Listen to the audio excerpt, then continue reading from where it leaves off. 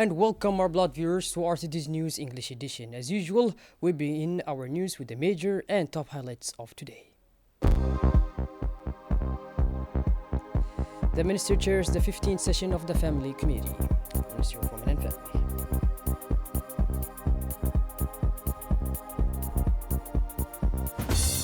And on the international scene, the United States suspected by its veto a draft UN resolution calling for a ceasefire. Those were the major and top highlights. Welcome back to our newsroom, our beloved viewers. Today on Friday, 19th of September, Djibouti City woke up under a heavy sky swept by intense showers that quickly disrupted the daily lives of residents. In several arteries of the capital, rainwater flooded the streets, slowing traffic and complicating access to shops. Motorists forced to maneuver with caution found themselves stuck on roadways transformed into improvised ponds. In response to the situation, the civil protection services and local authorities mobilized. Pumping equipment was deployed, while technical teams worked to clear clogged gutters to limit overflows. A crisis unit convened in the early hours of the morning urged the population to remain vigilant, as forecasts indicated sporadic showers would continue in the coming days. The showers, at times heavy, led to water accumulation in several neighborhoods, slowing traffic in certain areas. Teams from the National Water and Sanitation Authority of Djibouti, ONIAD, quickly mobilized. Under the coordination of the Sanitation Directorate, they intervened on the ground with pump trucks and specialized equipment to facilitate water drainage and improve runoff in the hardest hit areas. The situation gradually stabilized in several arteries of the city. Follow-up works continue in the most affected sectors of Ras Dika and Bel'aus communes to ensure a complete return to normalcy. Furthermore, the Djibouti prefect of the 3rd Arrondissement and the Ras Dika commune toured the streets to directly observe the impacts of the rainfall on the ground. This reflects the local authorities' desire to remain close to the population. The prefect reassured the residents, indicated that cleaning and monitoring operations are continuing calmly but effectively.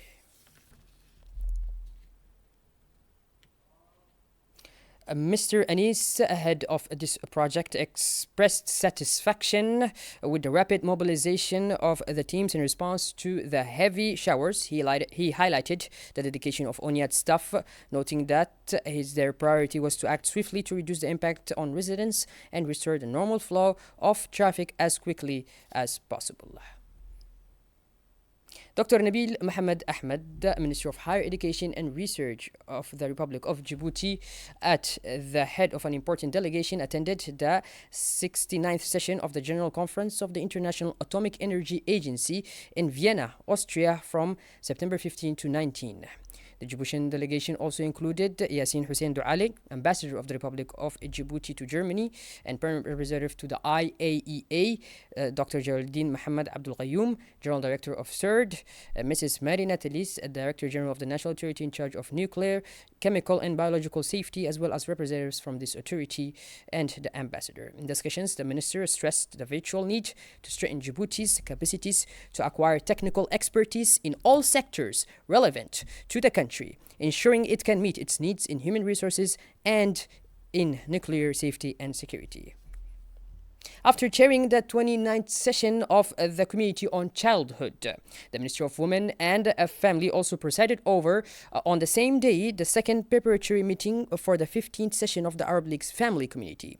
The virtual meeting brought together representatives of Arab League member states along with close collaborators of the minister.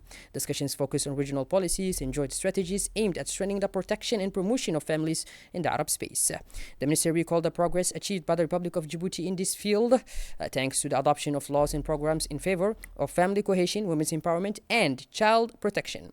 She emphasized the importance of regional cooperation to address social challenges and promote resilient, thriving families. Participants agreed to continue joint efforts to implement the discussions and decisions taken with the Arab League framework while sharing the best practices in family policy. In her remarks, the minister emphasized the importance of this committee as a privileged forum for consultation and exchange among member states, aimed at promoting family policies adapted to today's realities. She highlighted Djibouti's ongoing efforts in family protection and promotion, particularly through the adoption of laws and public policies designed to strengthen family cohesion and improve living conditions for women, children, and youth. The minister reminded that Djibouti has adopted a national family development strategy, which serves as a key instrument to accompany social evolution and respond to new social and economic challenges.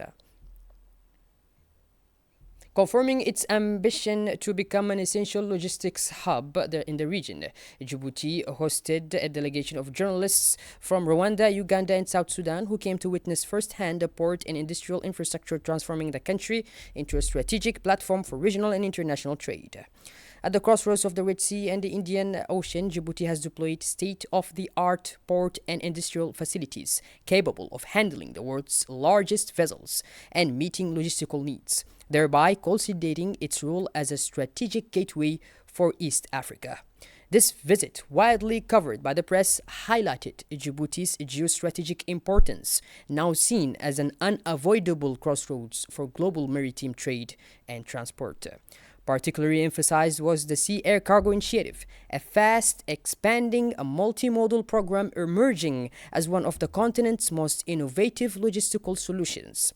This system cleverly combines sea and air transport by leveraging Djibouti's unique geographic position. It significantly reduces transit times, optimizes costs, and enhances the connectivity of landlocked countries, notably in the Great Lakes region, while opening new opportunities beyond the African continent. For more details on this matter, let's listen to the interview of the two journalists from the mentioned countries, namely from Uganda and South Sudan. I last came here. I visited different ports, all right, and I found them at different stages of development. When I came back, it's totally different. I was at the fuel jetty in Demaljuk. It was just an earth and moving pipes and everything. And when I got there, I thought I was in a different place. And I asked Ambassador Hassan, I said, what is this? He said this was constructed in just 4 years. 4 years. I think about 3 kilometers into the sea. I was lost for words. So, I mean, first of all, hands up, thumbs up for President Omar. He's a magician. I can't believe this is being done in Africa. In Nigeria, the same project was, I think, I'm told it's done for 15 years. That's unbelievable. If you have leaders like President Omar who can do such things on the African continent, create opportunities for Africans using African resources, it's unbelievable. And then that coupled with the people in Djibouti, very nice people, very hardworking, that if they could get a chance, 100% chance, to be involved in, the utilization of these projects, it can make a difference. Yes. I can't believe it. Yeah. I have 1 week here in Djibouti. In 5 days that I spent in Djibouti, I toured some very infrastructural place. One of them is the port. We went to the drill port, the container port, the dry port, and we went to the Marjok. We went to pre-zones, and we took a tour around the Red Sea. Secondly, when you look at the Marjok oil terminal, South Sudan is known rich in oil because a lifeline that our people depend only on the oil because the rest of the resources, we abandon them. So we use a long route that connects us up to Port Sudan. And current situation of Sudan, the South Sudan faces challenges. But when we have option, like using of the Marjok oil terminal, then we will option to this business. Then our oil will go to the international market with the cheap price. Given the fact that there is air cargo, I went to the airport with the colleagues. We film it very well. There is a need for South Sudan. You need medication. You need electronics. You need other service. Those things can be shifted from Asia, particularly China, can be shifted from the rest of the European country by sea. just only 2 weeks to Djibouti and 3 hours to South Sudan by air. I believe that one, it will cut the cost, and it will also, security-wise, it will be good, and there will be no damages of the things.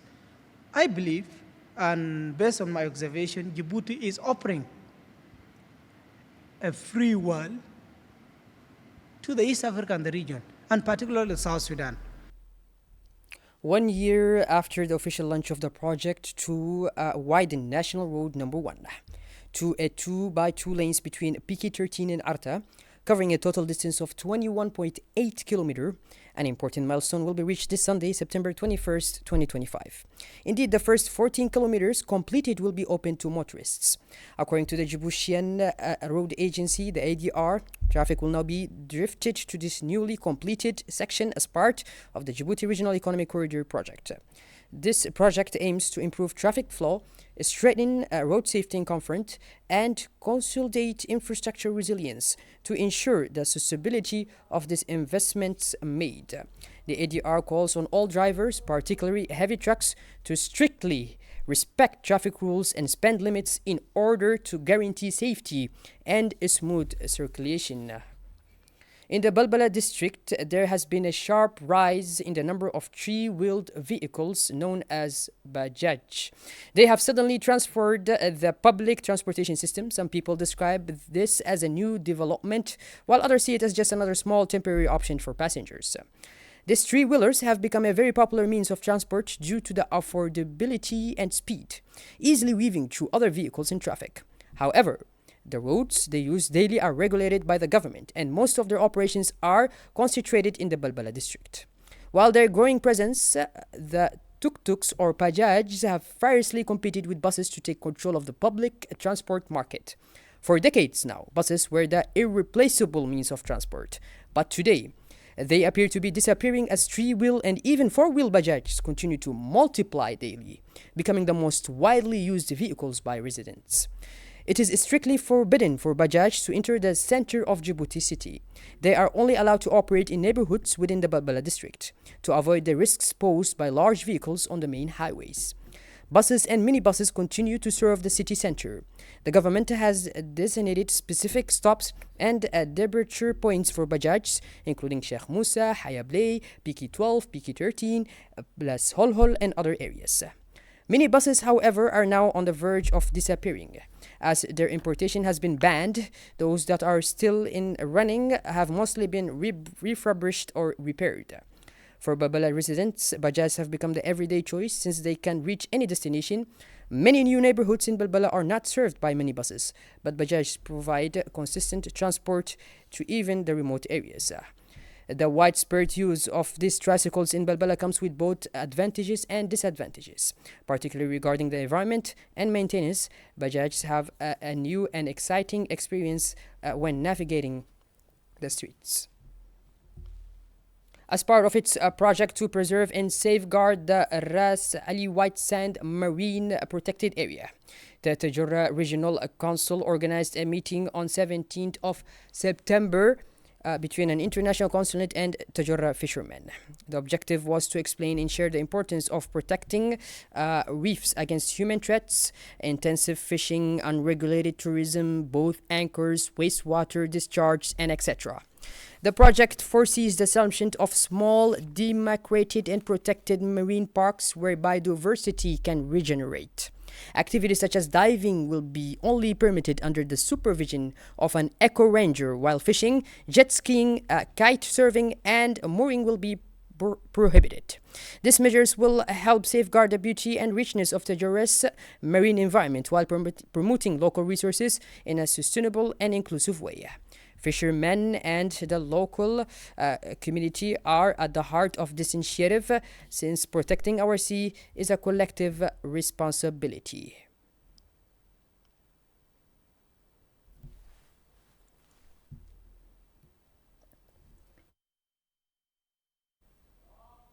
An important meeting was held yesterday morning at the prefect's office of the Ali Sibeh region. The main purpose of this gathering was to assess the progress of the new stall markets under construction on the site of the former railway station. Chaired by the prefect of Ali Sabih, Mr. Abdul Malik Mohammed Bonoita, the meeting brought together several key stakeholders involved in this structuring project for the region. Participants including the President of the Regional Council, Mr. Sharmaki Hassan Allale, and the Parliament member, Mr. Ilmi Mahabi Wa'es, representatives of the construction company, the supervising firm Aska Engineering, as well as officials from ONYAD and EDD. Discussions focused primarily on the progress of the works, the challenge encountered, and the next steps needed to ensure the delivery within the scheduled time frame. At the end of the meeting, a field visit was carried out. The regional prefect and the president of the regional council, accompanied by representatives of the construction company, went to the site to directly observe the progress of the works. This visit helped better appreciate the project's advancement and reinforced coordination among stakeholders. It is worth noting that this market gallery project is financed by the German bank and implemented by the Intergovernmental Authority on Development (IGAD). It is part of a local development dynamic aimed at modernizing the region's commercial infrastructure and boosting economical activities.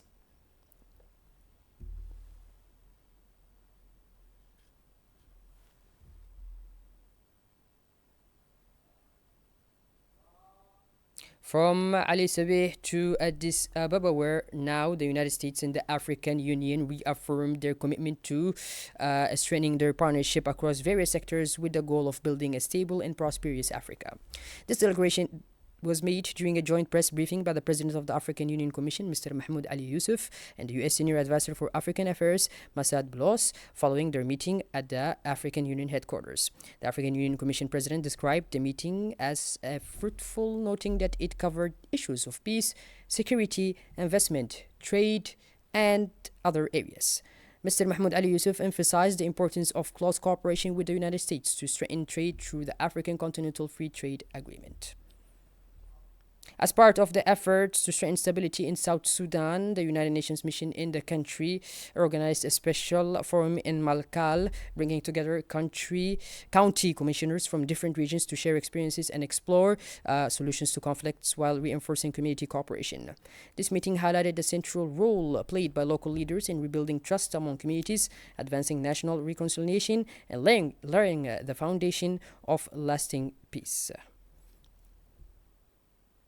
And on the international scene now, the Gulf Cooperation Council adopted a new common defense measures and reaffirmed its support for Qatar following the Israeli attack. Meeting yesterday in Doha, in an extraordinary session, the GCC Joint Council strongly condemned the Israeli attack against Qatar, calling it a dangerous escalation and a blatant violation of the sovereignty of a member state as well as international law. The defense ministers stressed that the security of the Gulf is indivisible, affirming that any aggression against one of the Council countries amounts to an attack on all member states. They also expressed their full support for Qatar in whatever measures it deems necessary to protect its sovereignty and security. The Council adopted a series of strategic mechanisms to strengthen military coordination and deterrence capacity. This decision marks a major step towards bolstering collective security and consolidating the principle of common defense against growing threats in the region. On Thursday evening, the United States voted a draft resolution at the United Nations Security Council calling for a ceasefire in Gaza. The draft had received the support of 14 council members, including the 10 elected for a 2-year term, but Washington's veto blocked this initiative. Presented by the 10 non-permanent members, the text called for an immediate and unconditional cessation of hostilities in Gaza and the release of detainees. This marks the 6th time that the United States has used its veto at the Security Council to block resolutions since the start of the Gaza war nearly 2 years ago. Well, but these are Blood viewers. We finally conclude this edition. Thank you for being with us, and make sure to tune in later for more as usual. Have a wonderful evening, and please take care. Thank you.